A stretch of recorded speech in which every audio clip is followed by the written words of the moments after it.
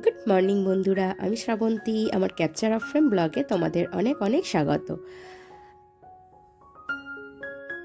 আশা করছি তোমরা সবাই ভালো আছো আর আমিও ভালো আছি। আজ হচ্ছে শুক্রবার 21শে ফেব্রুয়ারি, আর এখন ঘড়িতে বাজে সকাল 10টার মতো। এখন থেকে তোমাদের সাথে নিয়ে আমার ব্লগটা স্টার্ট করছি। আশা করছি তোমাদের ভালো লাগবে। তো আজ আমি তোমাদের সঙ্গে শেয়ার করব যেভাবে আমি ঘরকে নিট অ্যান্ড ক্লিন রাখি আর হোম ক্লিনিংয়ের কাজগুলো ম্যানেজ করে থাকি। তো চলো। তো আমার হাতে যখনই সময় থাকে তখনই আমি এই আদা, রসুন, পেঁয়াজ এইগুলোকে ছাড়িয়ে স্টোর করে রেখে দিই, যাতে যখন কাজের সময়ে আমাকে তাড়াহুড়ো করতে না হয়। তো সকালে বেশ কিছুটা সময় আছে, সেই জন্য রসুনগুলোকে ছাড়িয়ে নিয়েছি আর আদাগুলোকে তো পরিষ্কার করেই ফেলেছি।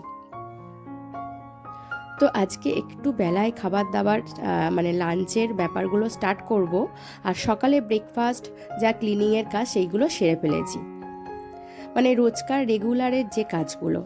তো আজকে আমি এই রান্নাঘরের এই জায়গাটা ক্লিন করব, আর বাসন রাখার যে র্যাকটা সেটাও ক্লিন করব। তো সব সময় এই জায়গাগুলো প্রত্যেক দিন পরিষ্কার করে হয়ে ওঠে না, আর প্রত্যেকটা জিনিস সরিয়ে সরিয়েও পরিষ্কার করা সম্ভব নয়। তো সেই জন্য প্রথমে এখানে যা বাসনপত্র আছে সেইগুলো আমি আগে অন্য জায়গায় গিয়ে রাখবো।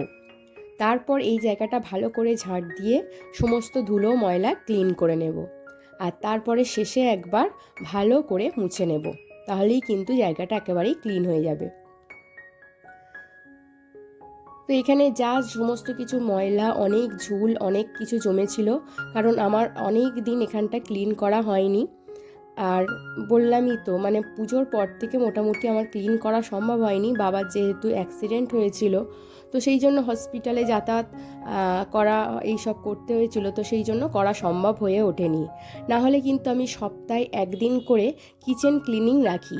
কিচেনের কোনো না কোনো জিনিস আমি ক্লিন করে থাকি। তো আমি এরকম একটা রুটিন করে নিয়েছি, সপ্তাহে একদিন ঘরের কিছু অংশ আমি ক্লিন করব। সপ্তাহে আমার এদিকে দুটো ঘর আছে, দুটো রুম আছে, তো দুটো রুমের একদিন একদিন করে বেড কভার চেঞ্জ, তার সঙ্গে আসবাবপত্র মোছামুছি, ক্লিনিং, ডাস্টিং এইসব কাজ থাকে। আর সপ্তাহে একদিন হচ্ছে রান্নাঘরে মানে কিচেন রুমে যে কোনো অংশ ক্লিন করে থাকি। তো বেশ কয়েকবার আমার ক্লিন করা হয়ে যায় এক মাসের মধ্যে, কিন্তু সেটা একেবারেই আমার সম্ভব হয়ে ওঠেনি বাবার অসুস্থতার জন্য। তো এখানে দেখো, আমার বাসনের র্যাক থেকে কিন্তু সমস্ত বাসন নামিয়ে এখানে রেখেছি। তো বেশ ভালো রকমই ধুলো জমেছিল।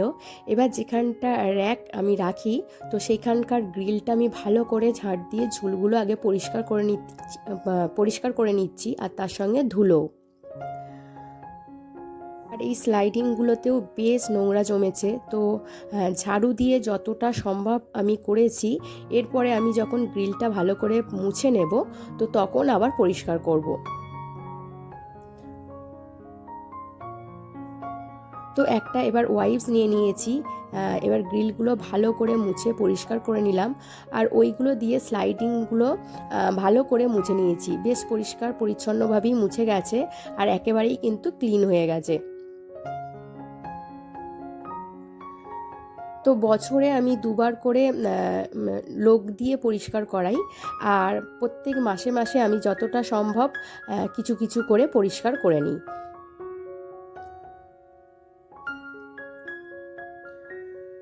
আসলে আমি একদিনে মানে কাজ করার পক্ষে একেবারেই নয়, কারণ সারা দিন কাজকর্ম পরিষ্কার পরিচ্ছন্ন করার পর সেইগুলো আবার অর্গানাইজ করে রাখতে হয়। আর তারপরে আমাদের যেহেতু বাচ্চা আছে, তাদের পড়াশোনা, খাওয়া দাওয়া, হাজব্যান্ডের খাওয়া দাওয়া, এইসব ব্যাপারগুলো থাকে। তো সেখানে সারাদিন কাজকর্মের পর কিন্তু একেবারেই রান্না করার ইচ্ছা থাকে না, আর তখন খুব মানে এত ক্লান্ত হয়ে যাই, তখন খুব কষ্ট হয়। তো সেই কষ্ট একেবারেই আমি সহ্য করতে পারি না। তো সেই জন্য আমি আমার মতো করে রুটিন করে নিয়ে ক্লিন করি, যাতে সমস্ত দিকটাই কিন্তু ঠিক থাকে। কারণ একদিনে অত্যাধিক কাজ করে অসুস্থ হওয়ার চেয়ে রোজ অল্প অল্প করে কাজ করা কিন্তু ভালো। মানে শরীর যেরকম সইবে, শরীরকে সইয়ে কাজ করাতেই আমি বেশি অভ্যস্ত। তো ভালো করে নিচটা আমি কিন্তু মুছে নিয়েছি, আর এরপরে চলে যাচ্ছি একেবারে নিচে। তো এইখানেই আমাদের বাসনপত্র সমস্ত কিছু, জামা কাপড় কাচাকুচি মাজা হয়ে থাকে। তো আহ, তো বাসন রাখার র্যাকে বেশ কিছু আমি চিকচিকে, এইগুলো সবই হচ্ছে চালের যে বস্তা হয় তার চিকচিকে। আর এই চিকচিকেগুলো কিন্তু বেশ শক্তপোক্ত হয়, আর এগুলো কালারফুলও বেশ চকচকে। তো সেই জন্য আমি এইগুলোকে ভাঁজ করে করে ওই বাসনের যে র্যাক থাকে তার মধ্যে রেখে দিই, যাতে যখন জল বা ধুলো ময়লা পড়ে ওইগুলো কিন্তু পরিষ্কার করে নিলেই আমার যে র্যাকটা, বাসনের যে র্যাকটা সেটা কিন্তু পরিষ্কার হয়ে যায়। সব সময় যে র্যাকটাকে ধুয়ে মুছে পরিষ্কার করে রাখতে হবে তা কিন্তু করতে হয় না। আর এটার মধ্যে আমার কড়াই, তারপরে ফ্রাইং প্যান, তো এর ঝাঁঝরি, এই ধরনের জিনিসপত্রগুলো রাখি। তো সেটাকেও ভালো করে আমি ক্লিন করে নিচ্ছি। আর চিকচিকেগুলো যেহেতু গরম জলে ভিজিয়ে রেখেছি, এর ওপর যে ময়লার স্পট পড়ে গেছে সেইগুলো কিন্তু একটুখানি ঘষলেই উঠে যাবে। আর এরপরে র্যাকটাকে আমি একটা স্কচব্রাইট দিয়ে ভালো করে ক্লিন করে নিচ্ছি। যেহেতু অনেক দিন পরিষ্কার করা হয়নি, সেই জন্য একটা ময়লার চাপ পড়ে গেছে।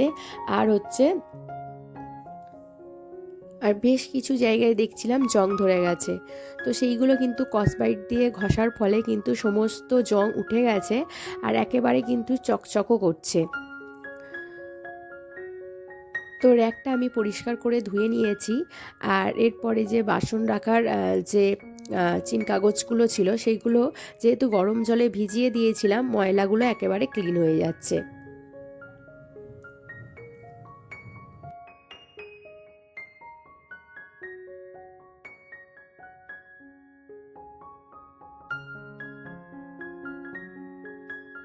তো আজকে একেবারে কিন্তু রোদ ঝলমলে আবহাওয়া, আর মুছে যাওয়ার পরেই কিন্তু এখানে শুকনো হয়ে গেছে।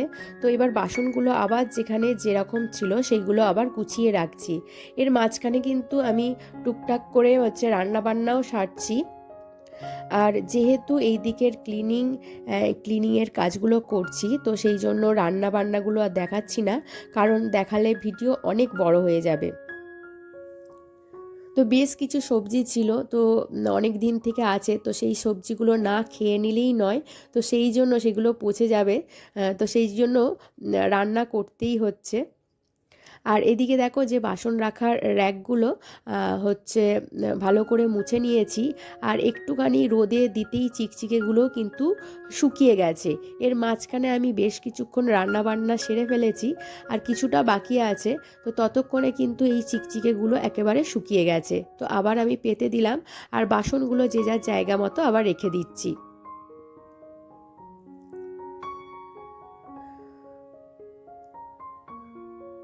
তো এই ধরনের ছোট ছোট কাজগুলো একদিনের মধ্যে গুছিয়ে ক্লিনিং করা আমার ভীষণ ভালো লাগে। এতে কি হয়, আমার খুব যে পরিশ্রম হচ্ছে বলে মনেও হয় না। আর তারপরে আমার কিন্তু ঘর একেবারে নিট অ্যান্ড ক্লিন থাকে, আর কিচেন রুমও নিট অ্যান্ড ক্লিন থাকে। তো এই রকমভাবে যদি আমরা রুটিন ওয়াইজ কাজ করি তাহলে কিন্তু ঘরকে একদম নিট অ্যান্ড ক্লিন রাখা যায়।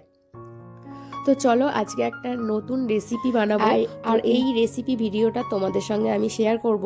তো আজকে বানাবো ধনিয়া কাতলা, যেটা খেতে কিন্তু ভীষণ টেস্টি হয়, আর বেশ অন্যরকম রান্নাটা। তো প্রথমে আমি ফ্রাইং প্যানে বেশ কিছুটা সর্ষের তেল দিয়ে দিচ্ছি। আর তেলটা গরম হয়ে গেলেই এর মধ্যে আমি কাতলা মাছগুলো তুলে দেব। তো খুব কড়া করে না ভাজলেও চলে, তেলটা যেহেতু গরম হয়ে গেছে তো আমার মাছগুলো একটু কড়া ভাজা হয়ে গেছে। আর খুব কম ভাজলে আবার মেয়ে যদি পছন্দ না করে, তো সেই জন্য একটু লালচে করে আমি ভেজেছি। তো তেলটা বেশি নেওয়া হয়ে গিয়েছিল, একটু কমিয়ে রাখলাম। আর তারপরে পেঁয়াজ কুচি দিলাম। পেঁয়াজ কুচিটা একটু লালচে হয়ে এলে এর মধ্যে দুটো শুকনো লঙ্কা দিয়ে দিয়েছি। আর তারপরে আমি যে ধনিয়া পাতা আর কাঁচা লঙ্কা রেখে দিয়েছিলাম সেটাকে একটু পেস্ট করে নিয়েছি। এবারে আমি এখানে রসুন আর আদার পেস্ট দিয়ে দিলাম। বেশ আদা রসুনের পেস্টের কাঁচা গন্ধটা চলে গেলে এর মধ্যে দেব হলুদ গুঁড়ো, জিরে গুঁড়ো, ধনিয়া গুঁড়ো। আর যেহেতু কাঁচা লঙ্কা বাটা দিচ্ছি, তো সেই জন্য আর কিন্তু আমি এখানে লঙ্কার গুঁড়ো ইউজ করব না।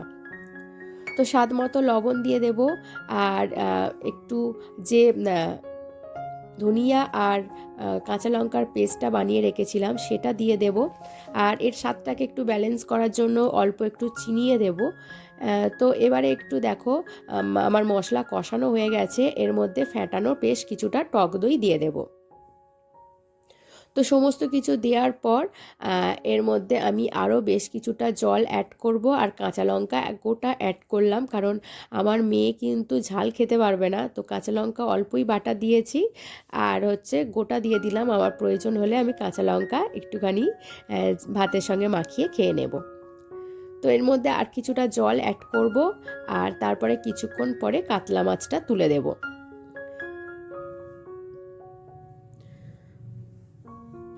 তো জলটা ফুটতে শুরু করে দিয়েছে, আর এর মধ্যে এবার মাছগুলো দিয়ে দিলাম। বেশ কিছুক্ষণ একটু ফুটুক, তারপরে ঘন ঘন হয়ে এলে নামিয়ে নেব। এই ধনিয়া কাতলা খেতে কিন্তু ভীষণ টেস্টি হয়েছিল। আর মোটামুটি অন্যান্য রান্না বান্নাগুলো আমি তোমাদের দেখালাম না, কারণ ভিডিও তাহলে অনেক বড় হয়ে যেত। তো এরপরে আমি মেয়েকে স্নান টান করিয়ে দিয়েছি, আর এবার ওকে খাইয়ে নেব। তো আজকে দেখো এই ধনিয়া কাতলা তো বানিয়েছি, তার মধ্যে আলু ভাতের সঙ্গে নিম পাতা ভেজে মাখিয়েছি, ওর জন্য আলু ভাজা করিয়েছি, আর লাউ শাক আলু ভাতে, আর তার সঙ্গে লাউ আলু বড়ি দিয়ে একটা তরকারি বানিয়েছিলাম। তো মেয়েকে খাওয়ানোর পরে আমিও কিন্তু স্নান টান করে খেয়ে নিয়েছি। আর এরপরে একটা পার্সেল এসেছে, তো সেটাই এখন দুজনে খুলছি। তো এটাও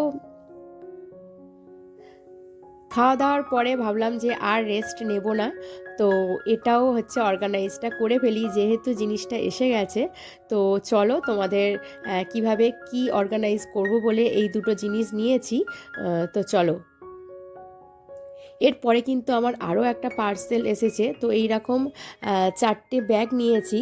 তো আসলে আমাদের যে শোকেসটা আছে, তো সেটা ভীষণ এলোমেলো হয়ে গেছে, তো সেই জন্য এই জিনিসগুলো কিনেছি। তো লঙ্কাগুলো ধুয়ে রেখে দিয়েছিলাম, লঙ্কাগুলোর হচ্ছে যে টিস্যু পেপারটা চেঞ্জ করে আর হচ্ছে বোটাগুলো ছাড়িয়ে রেখে দিচ্ছি, এতে কিন্তু লঙ্কা অনেক দিন ভালো থাকবে।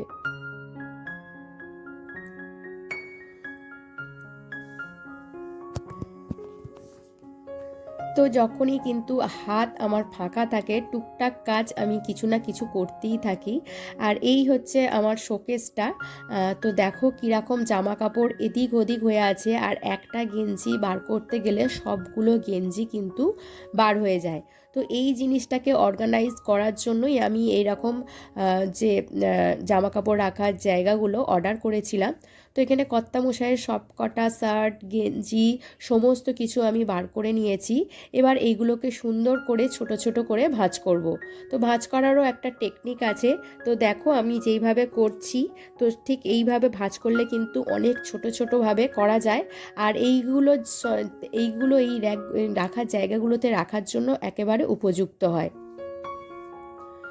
তো সুন্দর করে আমি ছোট করে প্রত্যেকটা জামা গেঞ্জি এইভাবে ভাঁজ করে নিচ্ছি, আর ভাঁজ করার পর তারপরে ওই জায়গাগুলোর মধ্যে রাখবো।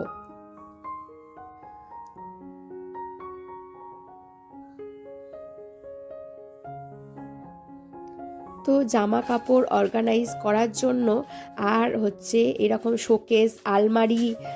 শোকেস আলমারি এরকমভাবে নিট অ্যান্ড ক্লিন রাখার জন্য কিন্তু এই ধরনের অর্গানাইজার ভীষণভাবে উপযুক্ত।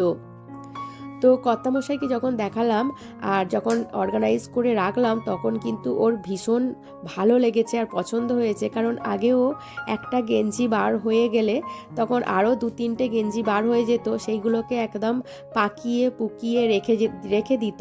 তো এখন সুন্দরভাবে যেহেতু ভাঁজ করা হচ্ছে, ওর বার করতে কিন্তু কোনো অসুবিধা হয় না।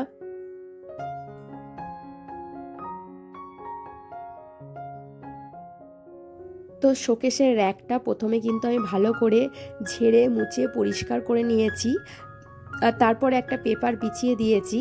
আর আমি এখানে দুটো এরকম রাখার যে ব্যাগগুলো হয় নিয়েছিলাম, তাতে কিন্তু ওর সমস্ত গেঞ্জি ধরে গেছে। আর এই রকম একটা ব্যাগ নিয়েছি, এখানে আমি আমার পেটিকোটগুলো রাখবো। তো নিচের র্যাকটায় আর কি পেটিকোটগুলো নিয়েছিলাম। আমার ওই একই অবস্থা, একটা বার করতে গেলে তো 3-4টে বার হয়ে যায়, আবার সেইগুলোকে রাখতে হয়। তো এই ধরনের ব্যাগগুলোও কিন্তু সুন্দর। আর এইখানে যেহেতু সামনেটা এরকম কাগজ দেওয়া আছে, কোন কালারের লাগবে আমি কিন্তু সহজেই দেখতে পাবো। তো আমিও ভাঁজ করে নিচ্ছি। তো প্রথমে ছোট ছোট ভাঁজ করে নিচ্ছিলাম, তাতে দেখছিলাম যে অনেকটা জায়গা পড়ে থাকছে। তো সেই জন্য একটু বড় বড় করে ভাঁজ করলাম, তো দুদিকে দুটো করে রাখা যাবে। তো সেইভাবেই অর্গানাইজ করে সুন্দরভাবে গুছিয়ে রাখছি।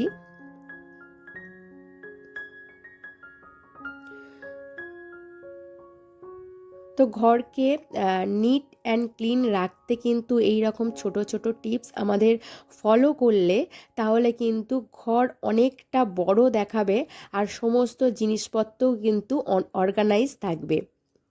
তো দেখো সমস্ত কিছু কিন্তু আমার গোছানো প্রায় কমপ্লিট হয়ে গেছে, আর পুরো ব্যাগটাও কিন্তু ফিল আপ হয়ে গেছে।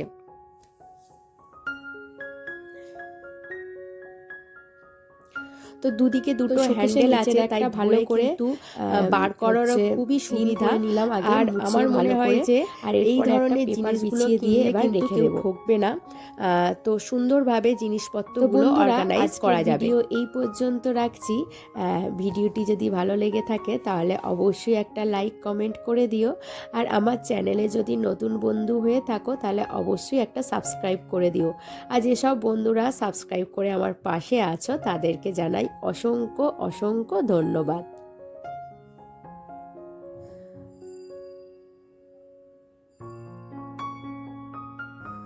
দেখো সুন্দরভাবে কিন্তু এখানে আমার রাখার যে পেটিকুটগুলো রাখার জন্য একেবারে কিন্তু সুন্দরভাবে অর্গানাইজ করা গেছে। এছাড়াও দেখো এই সাইডে কিন্তু অনেকটা রাখার জায়গা আমার বেঁচে গেল। এখানে একটা আমি ব্যাগের মধ্যে আমাদের যে শীতকালীন যে মোজা টোজাগুলো আছে সেইগুলো রেখে দিলাম। আর এই দিকটা আর অর্গানাইজ করলাম না, কারণ সকাল থেকে অনেক খাটাখাটুনি হয়েছে। তো এটা অন্য কোনো দিন নেক্সট টাইম অর্গানাইজ করব।